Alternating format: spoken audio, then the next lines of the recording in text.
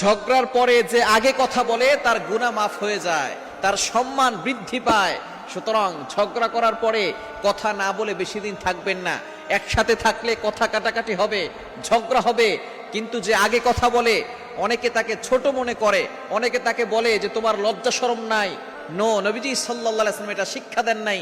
নবীজি সাল্লাল্লাহু আলাইহি সাল্লাম জানিয়ে দিয়েছেন ঝগড়ার পরে যে আগে কথা বলবে তার গুনাহ মাফ হয়ে যাবে। অনেক ভাই এমন আছে, আপন ভাই, সম্পত্তি নিয়ে ঝগড়া করে তারা ভাই ভাইয়ের সাথে কথা বলে না। এক ভাই রাস্তা দিয়ে হাঁটলে অপর ভাই সেই ভাইয়ের দিকে তাকায় না, বছরের পর বছর চলে যায়, তাদের সাথে কোনো কথা হয় না।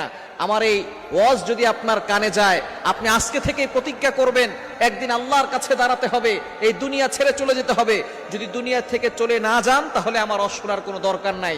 যদি দুনিয়া থেকে চলে যান তাহলে অবশ্যই আপনি শুনবেন, আপনি আপনার ভাইয়ের সাথে আগে থেকে কথা বলেন, আল্লাহ আপনার